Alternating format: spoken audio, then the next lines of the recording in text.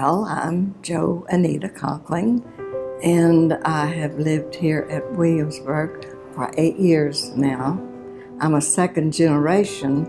My mother and I helped them build it. We sat out in the parking lot and watched it go up from the bottom to the top. They added a few wings, I think, after she moved in, but she was here for a good while, and it was absolutely wonderful. And Ron Cranford was our manager then, handsome young man. My name is Ron Cranford. I'm president of Williamsburg Management Company. I sort of grew into the position over the 30-year period that we're now celebrating. I initially started out as the initial manager here. Mr. Brignac gave me an opportunity when I was in my early 30s to come down from North Carolina to start this project with him. I am a native of New Orleans, Louisiana. I have born and raised there. I have a big family. My wife is from New Orleans. My children were all born there. He had initially been in the multifamily apartment business and decided in the mid-'80s to move into seniors housing. I was young and enthusiastic and started developing in housing things that were coming on the scene. Turnkey housing and things of that nature, all for the Public Housing Authority. In the process of developing that, I met Dave Rutzel, a partner, and he eventually brought to the enterprise a man named Ron Cranford. For 10 years, I was the initial manager here. We started out with 120 independent living apartments, and during the course of that 10 years, we went into the assisted living side of the business as well, and we expanded by adding 43 more units of assisted living. Cranford was a graduate of Charlotte, North Carolina.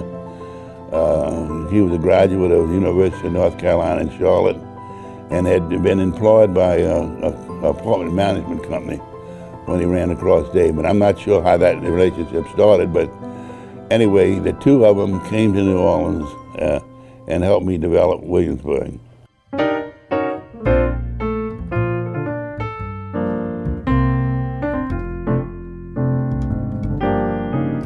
The early years were, there were certainly challenges, but it was a very exciting time for all of us. It was a new product. Prior to this type of senior housing program, about the only alternative for people as they grew older and needed help was to move into a nursing home. And so when we came on the market here, we had a lot of interest, but a lot of questions. People were slow to make the move initially. We had not done elderly housing up until that time, which meant we had to organize not only the housing itself, but the functions, the food and the housekeeping and all of those things that we were offering elderly people. What we provided was different from other housing in that we provided not just housing but supportive services. We had a meal program that was included in their basic package, housekeeping services. If they needed transportation to the doctor, we provided that. And a secure building in which they lived in. We had a front desk that was monitored 24 hours a day and still is. They take us grocery shopping if we want to go groceries, but I tell you what, they have so much food here, you hardly have to shop for groceries and all. They feed us well. Everybody that comes here gains a couple of pounds. We have movies, and really good movies. There is an activities director that's hired explicitly for us to be happy and to provide different activities that we like and that challenge and that are stimulating. And I think that's wonderful. I like them. I like them. We learned as new entries into the market that over a period of time, these people aged in place. And so they needed a little bit more than what we initially provided. And that's when we went to the assisted living area of the business, which gives them a little bit more, but yet not nursing care. We're not in the skilled nursing business. But it was for people who needed some assistance in managing their medications, maybe needed assistance in getting in and out of the bathtub or the shower. So it was more activities of daily living that we were now providing in the other component of our business. The project has been very successful over the years, primarily due to the fact it's been extremely well organized. Got the right people in the right spots, and we've developed a great reputation as the place to live. Anything that we need, all we have to do is ask for it. It's just really great. This place did everything for me that I wanted. People that come here all love it because everybody is so friendly. I thoroughly enjoyed it. I was 33 years old when we did this project, and I was a young man and ended up surrounding myself by a bunch of young people that were very dedicated to something new. We had an abundance of LSU students at that time that were looking for part-time work. I actually was in college at LSU, and I saw this ad in the Daily Reveille that said activities assistant needed at a retirement community. Our marketing director at the time was Dolores Benedetto, and her husband was Nick. And she said, he used to play the guitar, and she goes, I've got this idea. And Tanya goes, we can sing with him. We can be like this duet. And I'm like, okay, that sounds cool. It was really more than I ever dreamed it would be. And in the blink of an eye, here we are 30 years later, and I'm really humbled by the success that we've had and all the wonderful people that have crossed my path in the process, not just employees that have worked with us, but the families that we've rendered services to, their parents, the children.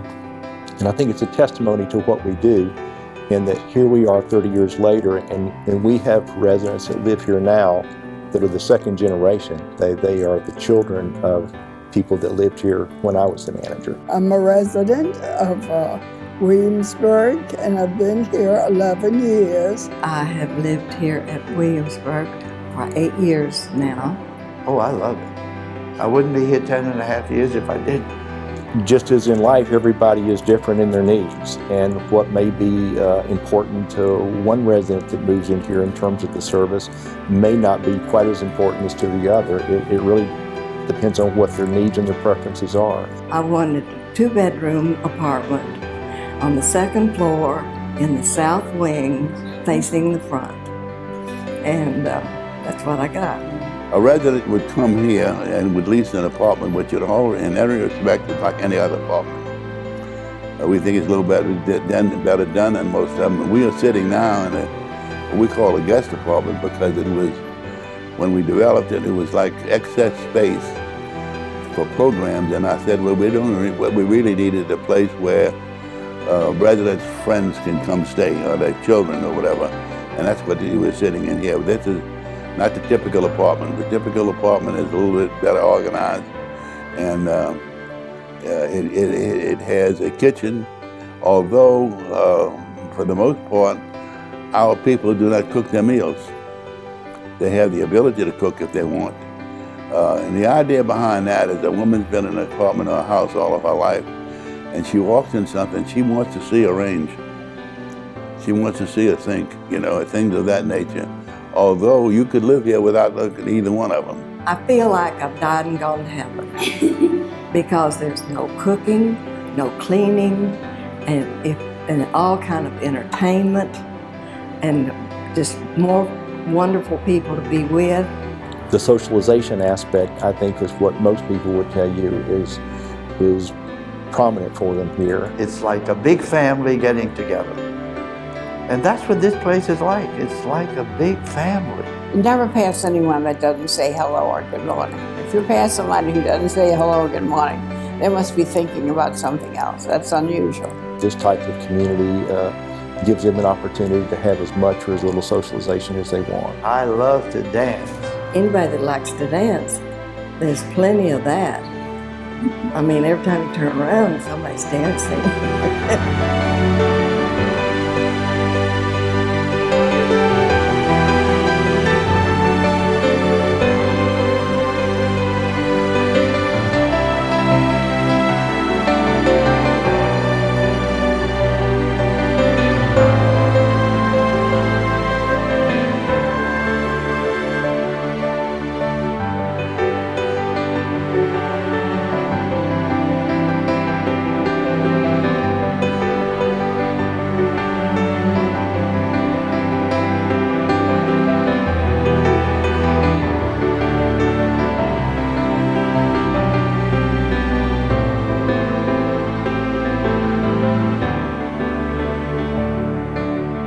think that's one of the most wonderful things about this, is that it keeps you from being isolated and gives you that opportunity to live life to the fullest as long as you can.